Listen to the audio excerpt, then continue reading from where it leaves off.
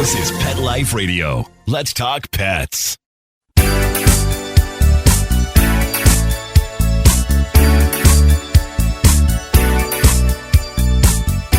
Hello, you're listening to Animal Party on Pet Life Radio, and I'm going to give you some news and some animal information as usual.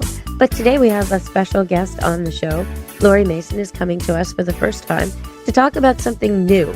I know I was talking about new technology a few shows ago and how I needed to update my cat doors. Well, that is nothing. That is primitive compared to what we're talking about today. We're going to be talking about therapeutic laser therapy for pets. So that's what we're talking about today on Animal Party, and you're listening to Deborah Wolfe. And welcome to the show, Laurie. Thank you. Thank you for having me. So I heard about Guardian Therapeutic Laser, your company, and I heard that you were helping some of the rescues in the area. So I tried to get a hold of you, and I'm just really curious, like, what is this about? What is this laser? How's it different from a laser that would remove hair or do some other cosmetic function? So it's a totally different laser. It's a veterinarian grade laser, and it's the highest therapeutic laser on the market. It goes into the cells at the molecular level, and it generates healing at an accelerated rate. So it helps the body do the job. And sometimes, just like as in acupuncture, where they will put a needle in a certain area to trigger the brain to say, hey, we need you to send some energy and help here. Laser does that as well. So it has neurological effects as well as tissue effects. Do people feel it when it's going on? Or animals? Does the animal feel it? Like, is there a sensation to it? Yes. So this is what some people refer to as hot laser, but it's not hot. It's a gentle warmth. And so they will feel the warmth from the laser, and you'll see them actually visibly relax. Some actually snooze through the treatment, and others, if they have a nerve impingement, they'll feel tingling like you would if you sat on your foot for a while and then you stood up and you had pins and needles. So they'll get tingling there until that impingement improves. And so occasionally we'll get a dog going, oh, what was that? But through the other thing with laser is it's has a cumulative effect. So Okay. the first time they go, they might have that. And then the next time they go, they don't have that. And then they're progressively getting better. So I looked this up. I tried to do some research, and it's being done on people. So it's not like we're trying it on the animals and we don't know what it is. But what made you go into this? Well, first of all, I'd like to also say this has been going on in the States for many more years than it has in Canada. And it's somewhat new in Canada. And so what happened to me is my first toller, collapsed on me after a very busy summer of swimming. And one morning she just couldn't get her back end up off the floor. So I took her to the vet. We tried all sorts of different treatments. We tried water. We tried acupuncture. Acupuncture did have some benefit, but she would then lose it again. She would start to move her legs. She was laying down and she kind of moved them on the mat, but she never was able to get up onto her feet again.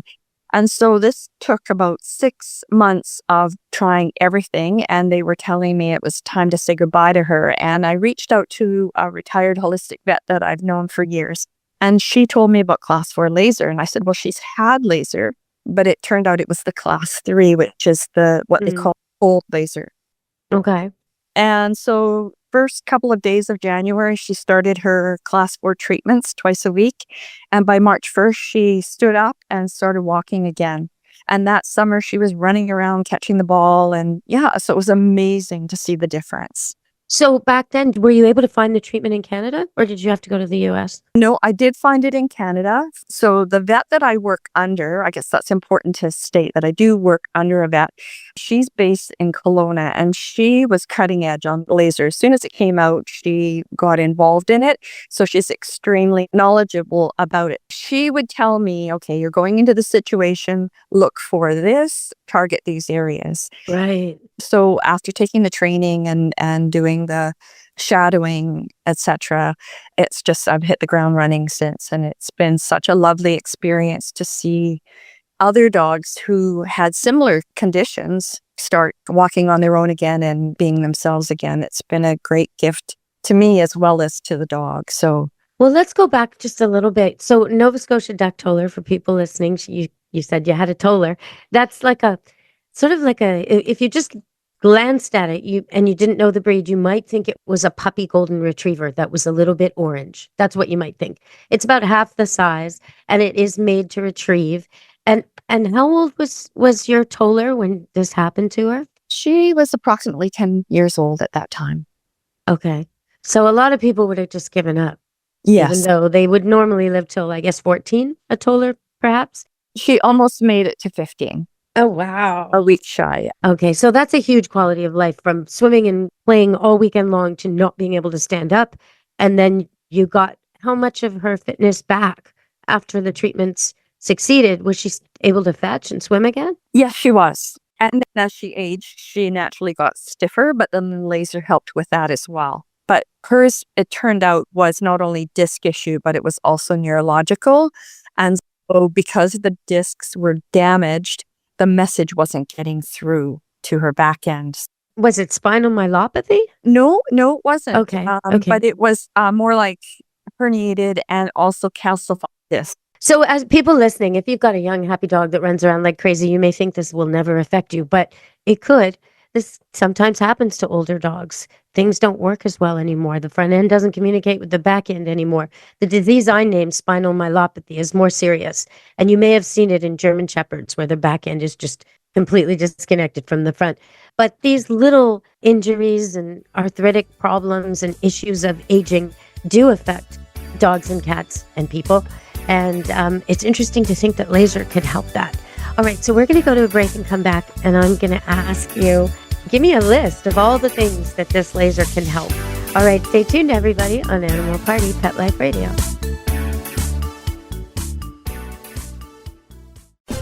This is Deborah Wolfe, host of Animal Party on Pet Life Radio.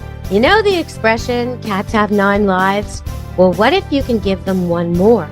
The Give Them 10 movement is on a mission to help give cats an extra life. How? With spay and neuter. Spaying or neutering your cat helps them live a longer, healthier life. And it helps control free-roaming cat populations too.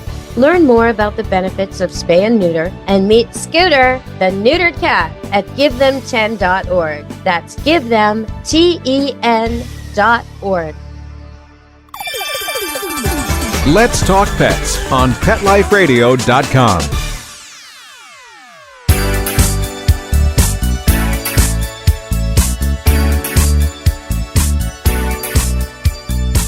Hello, we're back on Animal Party Pet Life Radio, and we've been talking about something called a hot laser. It's really a warm laser, and it's a class 4 laser used for therapy in people and animals.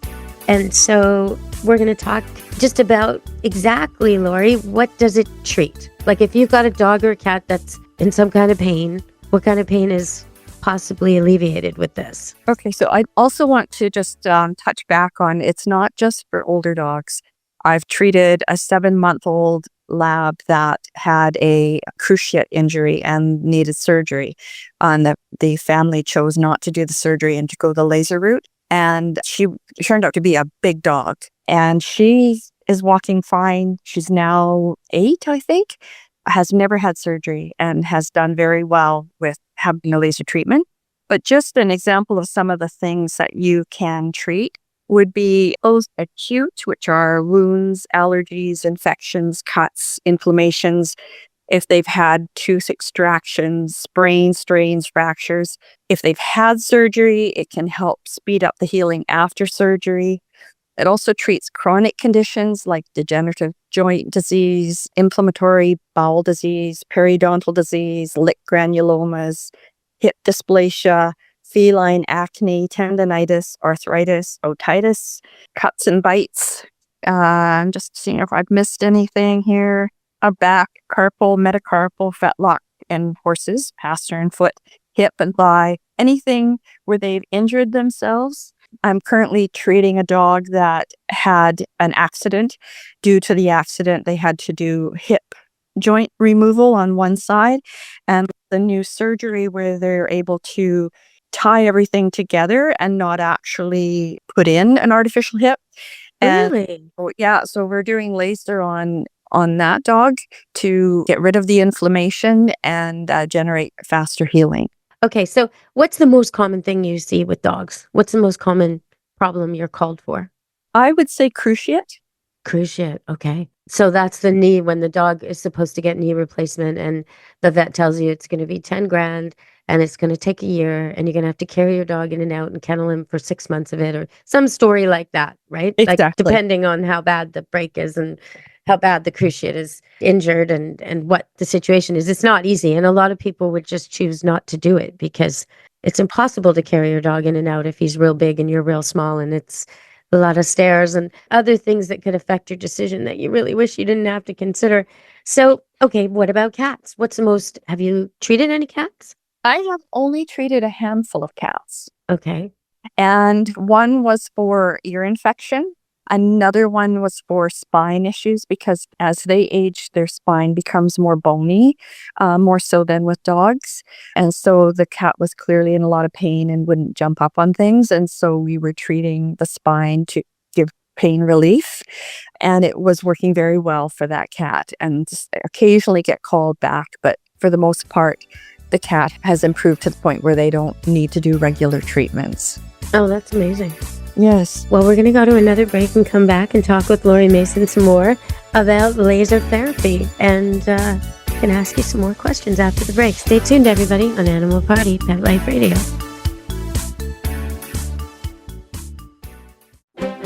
You know the expression, cats have 9 lives. Well, what if you can give them one more? The Give Them 10 movement is on a mission to help give cats an extra life. How? With spay and neuter. Spaying or neutering your cat helps them live a longer, healthier life. And it helps control free-roaming cat populations too. Learn more about the benefits of spay and neuter and meet Scooter, the neutered cat, at givethem10.org. That's givethem10.org. Let's talk pets. Let's talk pets On Pet Life Radio. Pet Life Radio. PetLifeRadio.com.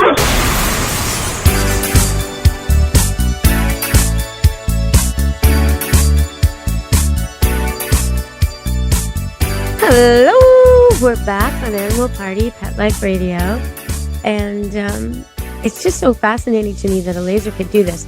You know, years and years ago, I took a dog that had spinal myelopathy, so the back end didn't talk to the front, and the only way he could go to the park was if you put a towel around just below around the groin, basically under his belly, and you held his back end up for him, and then his front end would run and he could walk. But otherwise, this dog couldn't move at all.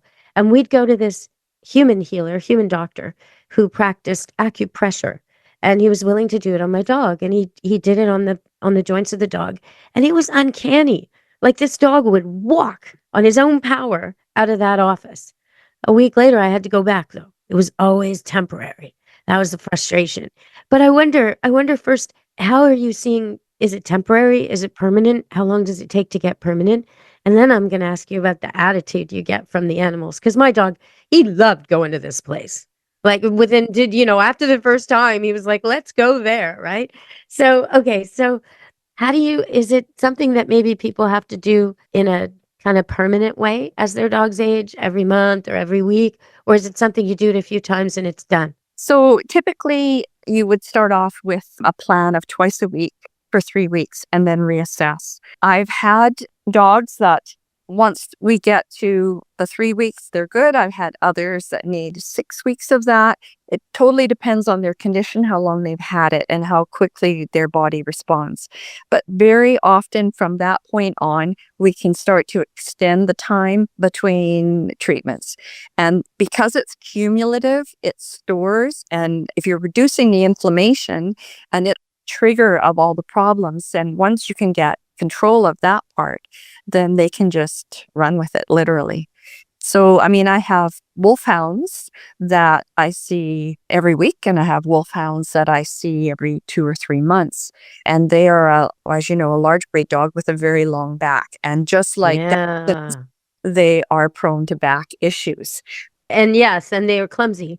especially when they're young, right? The world is just not meant for them. So they're often getting injured. Everything's too small, too whatever, like things break under them. I mean, they're hysterical. I love wolfhounds. I used to have one in my route that I would pick up when I did dog walks, and he would hang his head out the van door, and people waiting for a bus would like step back, like, what the heck was that? You know, like some dinosaur head. He had a head like a donkey. It was so big. Okay, so what about bassets? When you say back injury, prone to back injury, I think about those long dogs with short Yeah. legs. Have you Yeah. got them in your practice? I guess so. Yes, well, they come and go, right? They get better, and then sadly, that's the downside is you don't see them as much or don't see them at all because they're doing well. I have a lovely little Chihuahua, and they're very sweet dogs. Actually, I have a few of them. And the one that I'm speaking of at the moment, she is an explorer. She gets outside and she will stalk squirrels. She doesn't know what to do with them when she gets there, but she has to go for squirrels and birds and stuff. And she lives on acreage, and her parents allow her to do all the things that a little dog likes to do outside, and then supplement it with weekly laser to keep her fine-tuned. And it is so funny to see her. You go in and she's quiet, and then when after her treatment, she can't wait to get out and look for another squirrel, and she'll jump through holes and long grass or whatever to do it, and her little back can handle it, but she needs the tune-up once a week. So what's the attitude like? When you take your cat to the vet, oh my goodness, if you even think I'm taking my cat to the vet, the cat hides under the bed and doesn't come out because they pick up on it. If you get the carrier out, if you prepare the papers, cat's like, I'm not coming, right? And the same with dogs. I mean, you go to the vet, and even though the nice lady behind the counter often gives your dog treats and you try to diffuse the experience, they get out of the car, they smell a lot of dog, they get excited to go pee on something, and then they go, wait a minute. Dun, dun, dun, dun. The brakes go on, the tail slides under, they turn around. I don't think you're getting that reaction, are you? No, well, and that's the other thing. I'm mobile, so I go to their home, and that is huge for animals because they don't have that stress of other things that may be happening in the clinic that they can pick up on, and their animals are very sensitive to what's going on around them, and their sense of smell is huge. So we take that completely out of the picture. We take the problem of, I have this dog whose back end isn't working. How am I going to get him in and out of my car for the treatments, that sort of thing? That's out of the picture. So I go to their home and I treat them where the dog is comfortable. It'll be usually on the floor. With one wolfhound, it has to be up on the sofa, but we work with what we have. King of the sofa. Yes. I bet he's bigger than the sofa. Pretty close. But it's that's the thing, is they are where they're happiest, and then that makes them more appreciative of the treatment. And often, like I say, they'll fall asleep during the treatment. Oh, that's nice. Yeah, and then typically after a treatment, they will rest for 2 to 3 hours after, and they'll be more thirsty because their body's working at double time to heal. And then usually within the next day, you're seeing a big improvement. What about the skin and the wounds and all that? How long does it take to see improvement on that? It can be very quick. I treated a neighbor's dog that had a knee surgery, and they actually gave me a call and asked if I could treat their dog for the wound healing. And when the dog went back at 3 weeks, I believe it was, the vet said he couldn't believe how quickly it healed, and that he thought he was looking at a knee that had been like 3 or 4 months past, because the healing was so fast. Okay, so you told me you started by working under or, supervised in somewhat way by a vet in Kelowna, but it sounds like the vets where you live are discovering you. Are you working with more vets now? I'm starting to, yes. Yeah, that's good. Okay. Well, we have to end the show, but I'm going to have you back because we're going to do another show. We're going to talk about this. I want to find out if I was walking my dog or opening my door, because I made an appointment with you, how would this go? What's going to happen? So we're going to talk about that on a future show. It's been so good talking to you, Laurie. If they want to find out more, is it Guardian Therapeutic Laser? Is there a way they can get a hold of you? Yes, so they can reach me. Well, they can message me on Facebook under Guardian Therapeutic Laser. I have a website, Guardian Therapeutic Laser.ca. And I also can be reached by email, which is, again, Guardian Therapeutic Laser @gmail.com. So anybody out there who has a pet in pain or a condition you're dealing with or some questions about this kind of hot laser therapy, please let Laurie Mason know and she'll get back to you. We're going to have her back on another show. Thank you so much for joining us today, Laurie. You're very welcome. Thank you for having me. Oh, yeah. All right, everybody. It's been Animal Party Pet Life Radio, and I did say I was going to give you something from television, something from the news. So I guess what I'll tell you is there was another story of a person. We had terrible floods here, terrible. And a house was lost and a person was killed and much havoc happened. The roads were closed. I mean, terrible, terrible flooding in certain suburbs of Vancouver. And one thing that happened that I've warned about over and over and over again, there's still a man missing, a man who was out walking his dog. And the dog went missing too. But the dog is found. The dog came out of the creek about 200 to 400 meters from where the man was last seen, wet but okay. And sometimes people jump in after their dogs, and you don't need to do that. The dog will almost always make it out. Just go downstream and call him. All right, so that's my bit from the news and my word to the wise for today. This has been a great show with Laurie Mason as our guest, talking about Guardian Therapeutic Laser Therapy. And from me, Animal Party and Pet Life Radio, be good to your animals. Ciao, meow. Let's Talk Pets every week on demand, only on PetLifeRadio.com.